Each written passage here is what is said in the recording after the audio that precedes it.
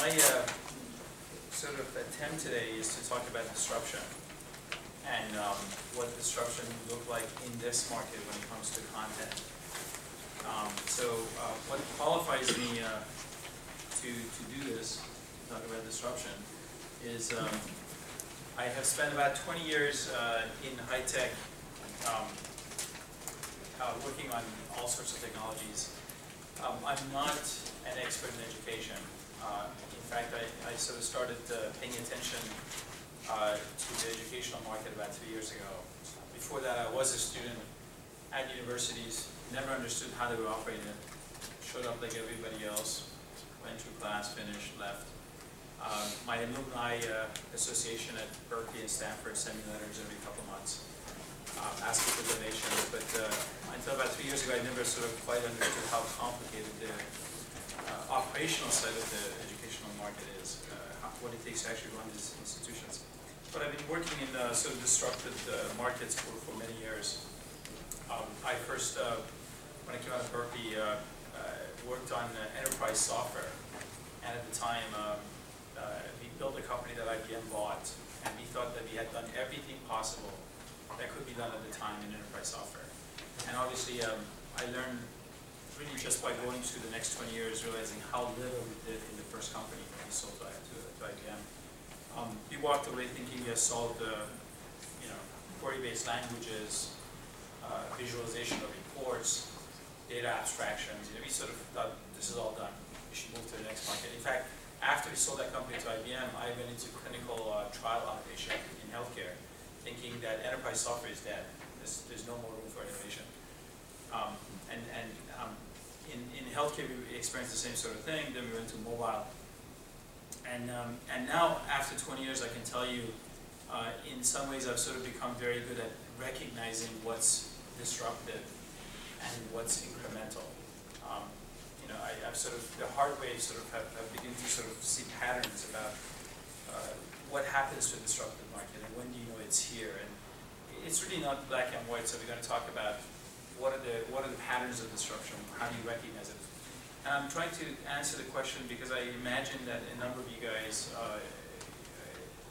in the audience are dealing with the notion of the educational institution is under a lot of pressure to innovate. As they say, necessity is the mother of our innovation, right? So when you're under pressure from a budgetary perspective and enrollment is up and you have to do more with less, it often requires out-of-box thinking. It requires that you approach your business in very different sort of lenses and try to innovate within your businesses. So I'm trying to sort of see if we can come up with language that helps you guys identify who are the disruptors, who's being disrupted, who do I adopt, who do I not adopt. And again, I made all these mistakes. So I ran enterprises where we adopted Palm Pilot as a standard across enterprise. And I was a CIO who signed the check and paid Palm. And a year later regretted completely the deal I made because I was so far ahead of the market, couldn't recognize that it was not really the lasting technology. And I could go on and on about examples. But, so the discussion today is, I want to go through this quickly and then open it up and see if we can talk about your problems and issues. And how you guys decide as to who do you select as your vendor, what is being disrupted, who is here to stay, who's not, and so on and so forth. And what does that have to do with Angry Bird? So that's the agenda. I already talked about it. So why do we need to disrupt education? Again, I think it really comes down to the fact that you're being asked to do a lot more within the educational market than before. And I think a lot of this is clear to the people in the audience here that education is our third largest spending in the U.S., right? It's after, I think, energy, healthcare, education is our third largest spending. And you're being asked to educate a lot more non-traditional students, a lot cheaper, a lot more cost-effective, with a lot lower cost overall. So there's a notion that tuition is going up, and a lot of the studies show that, in fact, tuition as a percentage of overall in the public institutions, the percentage of spending when adjusted with inflation is not going up. It's just the subsidies disappear. So one of the things that's happening is, as a society, we have not made clear choices as to how much of the educational market we want to subsidize and fund and how much we don't. And the funding structure behind education is constantly changing. So institutions, I think a lot of institutions are experiencing that. So they're being asked to do more with less funding on the back end, and passing those costs to students actually creates a lot of problems. And I'm not going to go through a lot of that data, but fundamentally, the reason innovation is required, and all across the institution, not just content, is you need to do things a lot more affordably, you need to do it much more effective, and at the same time you have to be accessible. And there's a lot of data that goes across these vectors that I'm sure you guys are familiar, that you're now trying to reach a lot more non-traditional students, a lot of different factors about accessibility. You need to be online, you need to be on campus. Effectiveness is becoming a big concern and requirement. Every dollar you're spending, you have to sort of justify as to, is it effective? Am I getting results? What's the definition of results? What does success mean? Or do we agree as to what success means? Do we agree what the baseline was that we started and where we're trying to take the student or the educational process? And then affordability across the board. A lot more people who are showing up trying to get educated have fewer dollars to spend on education. So the criteria are these three vectors, which is any product that comes to this market has to speak to these major sort of trends in the market. It has to be more affordable. It has to have at least some language of effectiveness, and it has to be more accessible to people in the market. Now, disruption is very recognizable. A lot of you people know the brands, and you know who succeeded and who failed. It often takes a while, but it becomes very clear pretty quickly, within years. You know, that Blockbuster is going away and Netflix comes about and disrupts that market. And we get into the details as to why that happened and you know, what are the trends, system changes, economics, and so on. The CD music is actually, the album and the CD is very interesting because I think this sort of resembles a lot of what's going on in textbooks today. So the trends in textbooks is not only going digital, but there was a disaggregation of content that happened in the music industry that changed the economics of content in that market. And I think the same thing is happening in the content business that exists in higher education and K-12. And then obviously, you know, the cost structure of taking photos, that was completely different, you know, 15 years ago, tied to, you know, buying films and printing versus you essentially can get as many pictures as you want for almost no cost. In fact, I had somebody a couple of years ago at a venture firm trying to figure out what is the cost of taking a picture today, and it's very hard. There is a cost, obviously, because you have to charge your battery, and you know, there is a frictional cost of taking a picture, but it's so low now, and you can see it because the rate at which we're generating pictures in the world is just, you know, shot through the roof. I mean, anybody's estimation has blown out of proportion. You know, it just hasn't been accurate.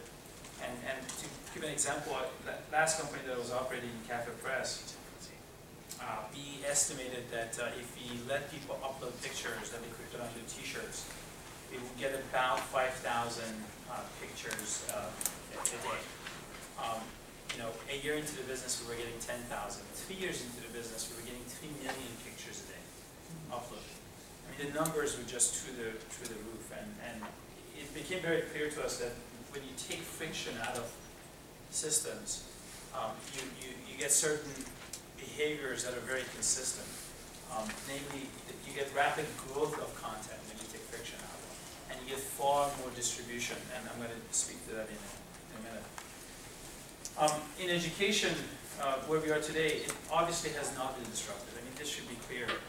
I've talked to a lot of institutions in the past 3 years, and a lot of people are experimenting with things, and the experimentations are all over the map. I mean, you have, you know, universities that are taking classes online. You got individuals who, like Minerva Project, that are creating a whole new university as a means of disruption. So there are lots of different examples of people trying to be disruptive, but it's very clear that it hasn't happened. If it happened, you would recognize the disruptive force as being massively shifting economics around in large scale. And then, by definition, when this happens, you would know the name of the people who are failing rapidly. lots of failures in that ecosystem, which is slowly is happening, but not rapidly yet. So one of the rules of disruption, just, it is often true, it's not always true. As always, there are exceptions to the rule. But disruption is rarely done by incumbents. So for the past 3 years, I've been going around listening to Blackboard, Pearson, Cengage, McGraw-Hill, Wiley, about what they're doing to change education. And it's interesting just to listen. It's rare that an incumbent player in the market that has established economics has the ability to disrupt its own business. So most of what comes out of incumbents tends to be very incremental. It is an improvement on what they have, but it's not a destruction of what they have. So, in general, I personally have not seen anything disruptive coming out of those groups of vendors. And so by definition, one of the things that they're putting out is ebooks. Everybody wants to take the book or textbook from the content perspective online. I definitely don't think this is a disruptive technology. And it's been tried, and it's being tried now. And a lot of sort of investors tell me, well, isn't Kindle disrupting? Isn't Kindle disrupting the trade publishing? And if you look at it, it's really not disruptive in the sense that you don't see a whole new set of players in the market. You don't see innovation hitting trade publishing. It is gutting the economics of it, but it's not disrupting in a way that there's a whole new level of content creation you've never seen before. It happened with newspapers and bloggers. So you guys know Huffington Post, a lot of bloggers, and you're seeing the sort of the unraveling of traditional content businesses like Newsweek and New York Times and Washington Post and so on. So necessarily just because somebody squeezes economics out of a market doesn't mean it's disruptive. It just might bring a whole level of efficiency. But disruption requires, again, fundamental changes in the market in terms of innovation, price, and adoption, reach. So ebooks is definitely not it. I mean, I've been watching this trend for a couple of years now. I think it is an interesting technology. I think it will be here. It will continue to grow. But this is not what's disrupting this market. So the other thing is clear that disruption can be legislated. I've now met with a number of people in Washington, organizations, think tanks, and it's fascinating to listen to them because for some reason, everybody seems to think just because they have kids in school, they're an expert in education. And I just recently attended a talk that I won't name the organization. I was sitting in an off-the-record discussion in Washington with people from the White House and other places, and I was mostly invited to listen in. Obviously, I'm not an expert. I'm listening to them from a technology perspective, and they all have ideas, and they all want to legislate ideas, like, well, we should do this, and we should do that. And I'm watching it, I'm saying, this is a massive market. You're talking about $1.2 trillion of spending across 47,000 institutions, across all the states, and education processes that go all the way from nursing to medical school to accounting to math to different grades, different levels. And listening to the discussion is so simplistic, it just scares you to think that people think that they can sit in a room and legislate disruption. That would be like someone 10 years ago deciding that the ultimate form of mobile communication is Razor from Motorola. And they would have legislated that everybody should just have a Razor and then we all do advance to the next level, which some countries do, by the way. I don't know if you guys know that certain countries have tried. Like France, for example. How many of you guys know the French teletext system that was legislated? This was about 20 years ago. How many of you guys in France in the last 15 years experienced a device that was sitting there that you could order food on, and it was text-based? It was called Minitel or something like that. Do you guys remember that? The French government ordered this to be distributed to all the homes. And it effectively froze the French telecommunication industry for about 15 years. Like, you couldn't innovate in France because the government had mandated that everybody should have this device. And now if you looked at the device, it's just embarrassingly bad. I mean, the user interface, the technology, it's awful. And I remember this was 15 years ago, I was at AT&T, and we would go to France and they would tell us, no, we're so far ahead of you guys because everybody in their house has one of these devices. And we were like, you know, if you hate me, I wouldn't install Windows device. That's great that you think it's advanced. So this is really dangerous trend. I mean, the more that the government gets involved, the slower the innovation curve is. And it's for fundamental reasons. It requires a lot of chaos and creativity to innovate. And nobody's smart enough to know who the winners and losers are. You just have to let it go and see who actually succeeds. So let's talk about, you know, what are those fundamental trends that if you see them, you would know that it's coming. How do you sort of recognize the early signals or signs of a disrupted market and the vendors that you need to sort of pay attention to? So the first thing to really sort of pay attention when you see disruption is you will see names of players in the market that you have never recognized. This is where the Angry Bird sort of example comes through. You will see providers in the market you've never heard of, and you would have traditionally never heard of them before. And it's interesting. Innovators show up to a market usually because somebody's disrupting the distribution chain. This is technical, but it's important. So Angry Bird, Ravio succeeded not because Ravio is disrupting the market, it's because Apple is disrupting the market. And when Apple disrupts the telecommunication mobile market, Ravio could compete with EA, Electronic Arts. I don't know how many people know Electronic Arts, and as parents, raise your hand if you've bought one of those games before. Typically it would cost somewhere between $7 to $15. Now your kids are buying a game on the cell phone for $1.99. So when you see innovators in the market that you did not see before, brought to you by someone who has disrupted distribution, you begin to see the underlying platform as being disrupted. That's it. That's a key. So when you see new entrants there that at a much lower cost can reach you and deliver value, somebody is disrupting the distribution chain in that market.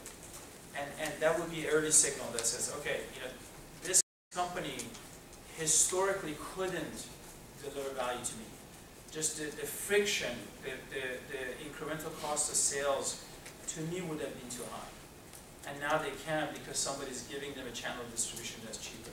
So that's a key fundamental observation when disruptions begin to happen. And you see these names all over the place. Like when you see companies, Huffington Post, you know, TechCrunch, Twitter-based companies, iPod, iTunes, all these names did not come about because they disrupted the market. They took advantage of the disruption to come into market.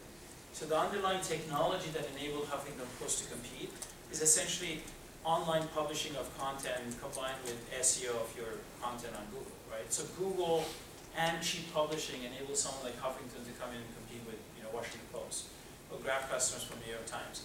So it's important to understand that you see innovation out there when friction has been taken out by someone else. The second thing you see now in the market when innovation happens is you pay less by definition. You can't, innovation, it's a very fundamental thing. Disruptive businesses often take economics out of the system. They make it cheaper. They can't make it more expensive. And this is another one of those fallacies where people walk up and say, you know, this car that came out by BMW electric car they just recently were testing is going to disrupt the market. This by definition can't be true because they're actually pricing it higher than the other cars that they have you know, in the older technology class. So disruption typically takes dollars out of the system and makes it more accessible, makes it cheaper. So you started paying 7 months, you know, for all movies that you could consume on Netflix when you were paying an average of $4 to $7 per movie on Blockbuster. You pay $12 to buy the album. You're paying 99 cents to buy the favorite songs that you have, so you don't have to pay for the album or CD. And again, on pictures is unknown, but there's a frictional cost, but it's much less. And then the tendency is when this happens, a whole class of people engage that ecosystem that couldn't before because it is cheaper. So again, this is not happening. So ebooks, for example, is not taking economics out of it. I get a lot of this argument by people in publishing who tell me, well, ebooks is 60% of cost of a new book. I'm like, true, but the students on average don't all buy new books. They buy new and used books or new and used rental. So the average cost per student is actually lower than ebooks. So you're not taking cost out of the system, you're adding cost to the system. The other thing that happens is your choices go up. when disruption happens, again, a lot more choices show up to the market.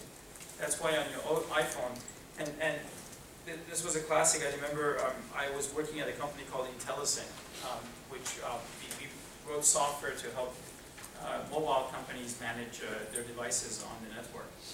And we had meetings after meetings with Verizon where gamers wanted to put games on the Verizon phone, and we had a software that could enable that. And the Verizon executives would sit across us and say, nobody wants to play games on the phone. You know, it's a really silly idea. And then the gamers would pay Verizon to put their games on the phone. And obviously, so Verizon put them on the 7th menu and the 6th level of the deck, and nobody could find them and say, I told you, nobody wants to play games on the phone. So play forward with your iPhone. Now, I don't know how many apps you guys each have, but I bet that people who have iPhone in this room or Android have over 30 or 40 apps on their phones. Right? So choices go up, right? And if the choices aren't going up in this market, if the educational institutions and the educators don't have access to more stuff, by definition, disruption is not happening. So the other thing that's very clear is walled gardens don't work. And I see a lot of this now happening in institutions where someone like Pearson comes in and says, well, if you adopt me across your institution, everything on my system, you're done. You go into the digital future nirvana that you're hoping. And I don't know how else to explain.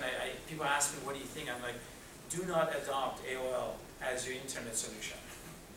Now, I could bet you that you guys will be around 50 years from now. Pearson will not. And I don't say that lightly. By definition, disrupted markets need to have winners and losers. And the same incumbents cannot dominate the market for the next 50 years, for the next 20 years. So as institutions, you have to be very careful about what you adopt as your future technology. And walled gardens, we know for a fact does not work. And the reason AOL failed, and not that they didn't have a lot of smart people, that innovation, once it hit, was moving so fast, they couldn't keep up. I don't know how many of you guys remember AOL, but I worked with them in the context of a deal. And half of the time we would walk up and say, well, can we access this site? And the AOL engineering team couldn't keep up. They were trying to control this thing called the internet on their browser. And then from a technology perspective, it just couldn't keep up. It would take them months and months to integrate basic things, like HTML would come out and they couldn't keep up. JavaScript would come out, they couldn't keep up. And I see the same trend today with all the vendors in education, by the way. PeopleSoft, your student information system, Blackboard, Pearson, McGraw-Hill, and not that they're not smart people, very good people, very smart people, but they just can't keep. They're like Titanic ships. They're trying to react to the market. And the market is moving fast. The market is like coming out with new technologies. Data is all over the place. People are analyzing, crunching. Adoptive technologies are coming out. And these companies are trying to control the innovation within their walled garden. And it's going to be impossible. I don't think that's going to happen. This is an example of a bunch of technologies that I've sort of spent time, and the team has spent time looking at. And again, very natural attempts, right? When markets are under pressure, incumbents try to come up with technology solutions to sort of speak to the pain. But you can always look at the technology being offered, and you can sort of look at it and realize why it doesn't succeed. A lot of these are walled garden approaches, right? It has to be their content. There's no way that an innovator can come in, and, within one of these ecosystems, and take over one of the best-selling textbooks for Pearson, right? Some kid in Chicago says, I can teach biology better than chemical biology, and I want to sell it for $5 per student, not 200. The ecosystem just wouldn't accept that, right? It's like, what do you mean that's one of my best-selling products, right? The ecosystem generally doesn't open up and say, oh, please come and disrupt me, because that's what I need to happen in education. But incumbents are important. So I want to point out that having them on a platform is very important, and you can't do without them, because there's always a transition in a disrupted market where very similar to enterprises that went from mainframe to PCs, or enterprises that are today going from PCs to mobile. that transition is not overnight, and you need a bridging technology. You need a, and this was a brilliance of Bill Gates. A lot of people, books have been written about what happened with Microsoft and Apple, but very few simple things that Microsoft did in the early days of PC was really differentiated. They recognized when they came into enterprises that they did not want a pure PC solution. They wanted to have a transition from mainframe to PC, and they supported that transition. They had all sorts of technologies to allow the enterprise to run on both platforms for years to come. So having the incumbents be on a platform is key, and if you don't have them, then it becomes very painful. But you have to have both the incumbents and the future on the same platform, otherwise it won't work as a means of transition, especially for large organizations, right? When you have 14,000, 20,000, 50,000 students, and you're trying to migrate them to a future, you need time. You can't do that overnight. So the takeaway from this is, if disruption is here, I think you guys will see a couple of basic trends. You will see names you've never seen before, and this is not, I'm adopting the new online adopted learning by Pearson. Names of companies you've never seen before, adopted by a lot of different providers in the market. You will see a lot more selection and a lot more affordable content and tools entering the market. Now, a couple other things that are very essential to keep track of is whatever this disruption looks like, it has to speak to the educators. So a platform in this market that doesn't let the educators discover and have a conversation around the use of those tools and applications, I think is not going to work. So one of the things that's essential here is somehow the educators have to build confidence and methodologies for engaging the new tools that are coming out. And I've been looking at a lot of different interesting tools out there, like Dreambox. I don't know how many of you guys know Dreambox or have used Dreambox. It's an adopted learning math game that was funded in Seattle by the founder of Netflix, Reed Hastings. Very interesting technology, and one of the things that you look at is how does it speak, as interesting as it is in terms of how it engages the student, it's more interesting to look at the back-end reporting of that tool and see how it tries to speak to the educators and tell the educators what data is out there, what trends are out there, what others are doing. How would you look at this result? So speaking to the professors and giving them, to the educators, giving them tools that they can engage in your applications is key. So that platform has to do this well. The other one is it has to be user-friendly. If you can't, this was one of the things that I do is every time I see a software application out there, I give it to my kids and watch them to see if they can actually log in and start using it. And that's my best test. If kids can't figure it out in a couple of seconds, they give up, and they tell you all the cognitive breakdown in the process. So if your brain has to shift from one thing to another, the product is badly designed. And you can tell because kids don't have the tolerance, they don't have the patience. They get on and if you switch the context on them or do a bad job of sort of leading them on, they just like get out. Now adults tend to have a lot more patience, especially if you're under pressure. So a lot of you guys use accounting software that is a nightmare, but you do it because you have to. And you've been trained, and then it becomes your expertise, and then sort of you're embedded in you. All of us type on QWERTY keyboards, which I don't know how many of you guys know the history of it, but it was designed to slow you down. How many people know the history of QWERTY keyboards? In the old times, the mechanical keyboards, the arms used to lock.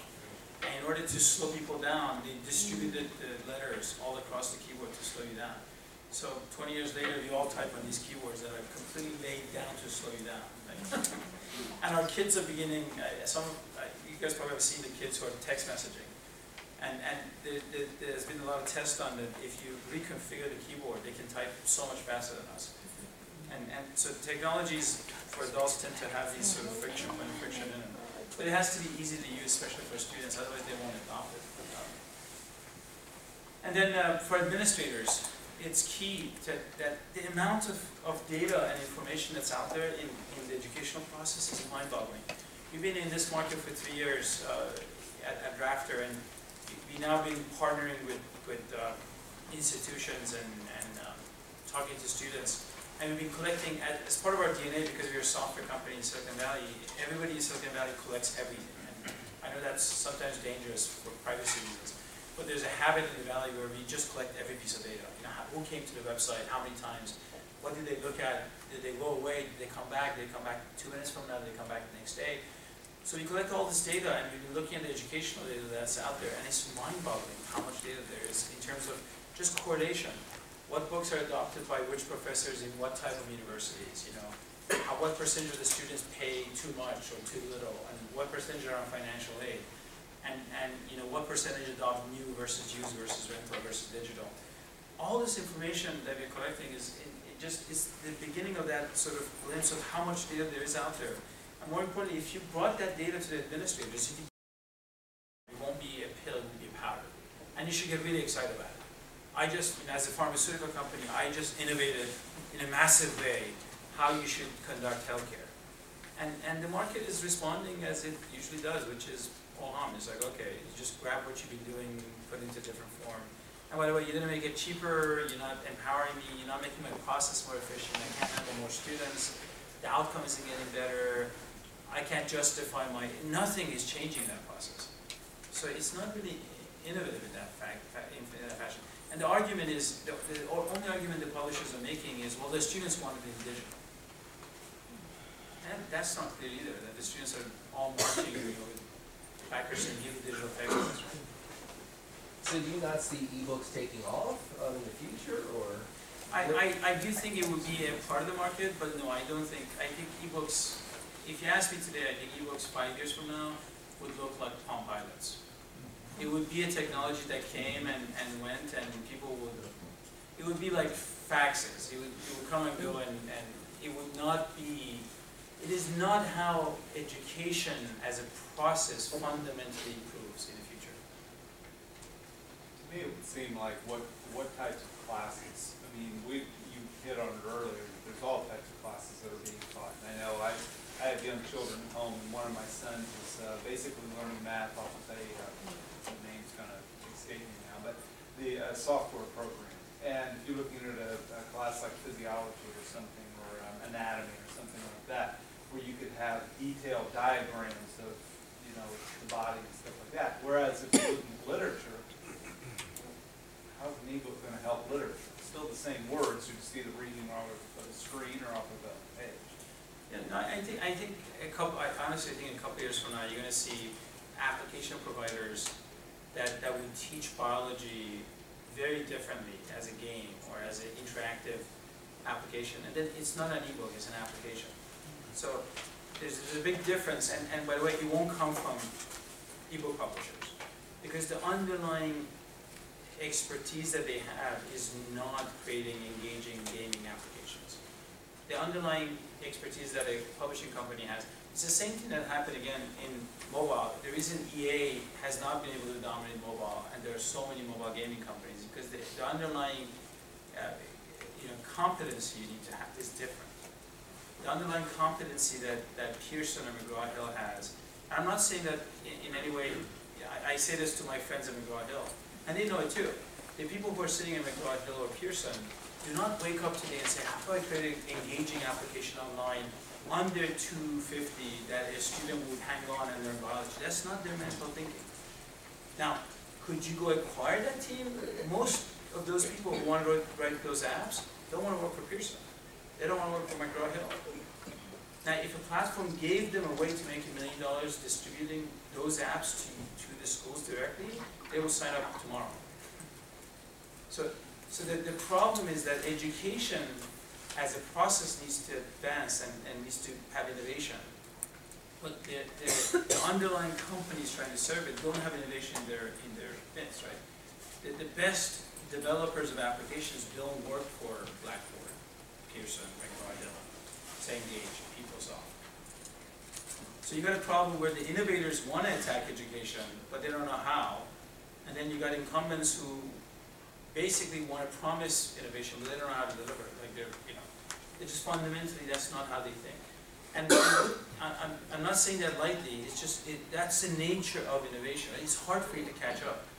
Like I had a discussion with someone from Pearson a couple of weeks ago, and the way they think about data fundamentally is different. You know, this is the way, the analogy would be, 10 years ago when you went to a typical marketing person and spoke about marketing spend, they couldn't understand the difference between spending marketing dollars around Super Bowl and SEM on Google.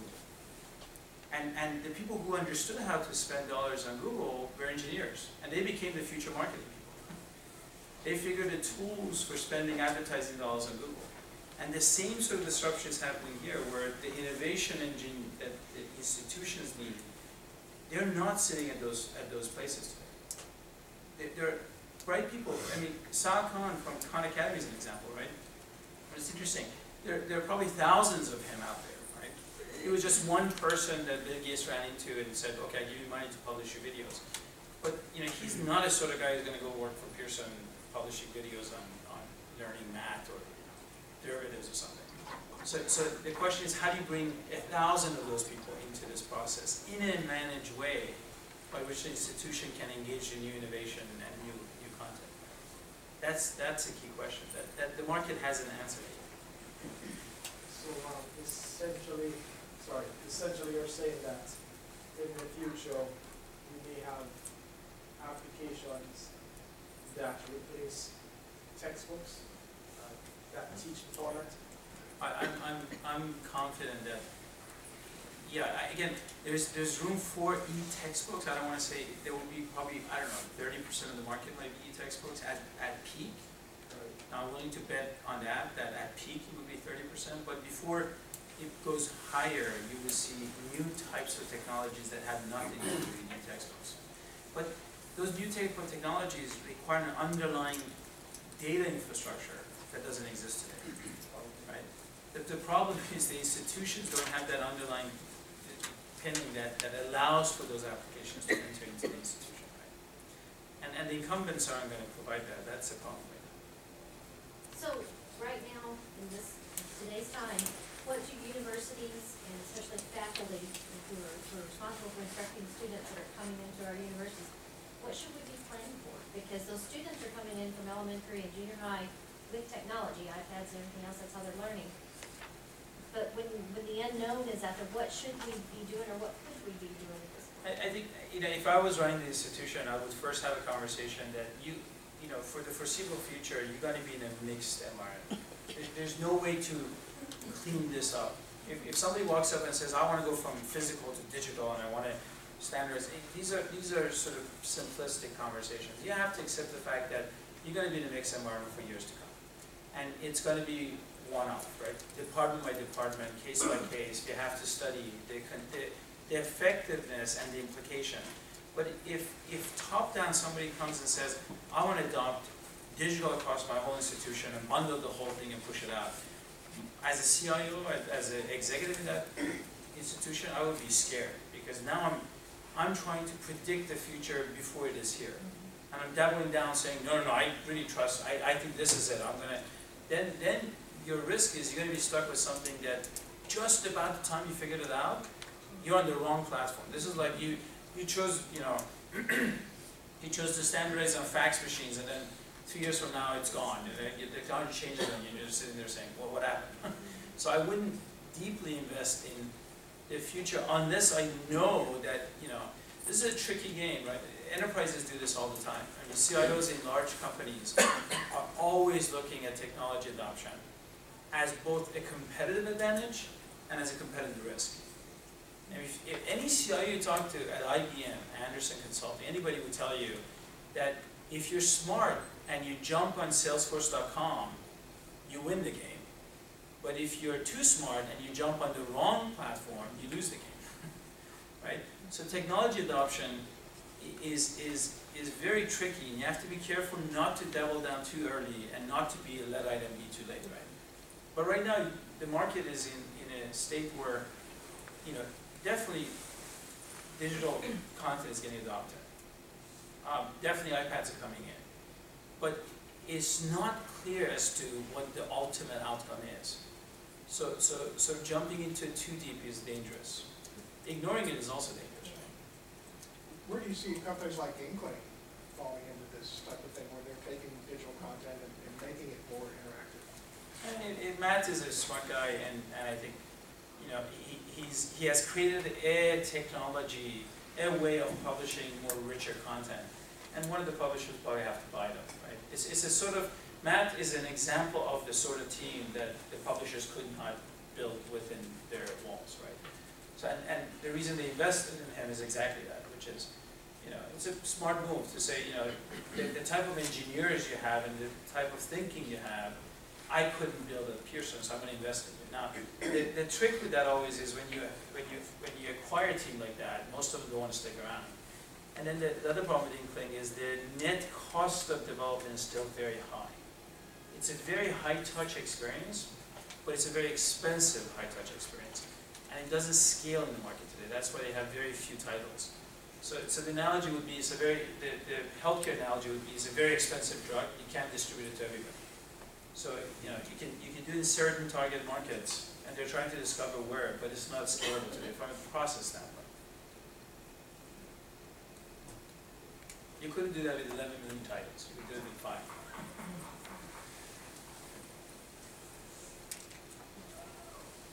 Any other question?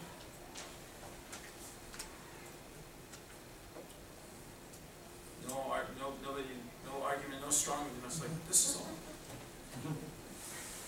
Great, thank you. That's why we're here, trying to figure out. Thank you guys. Scary.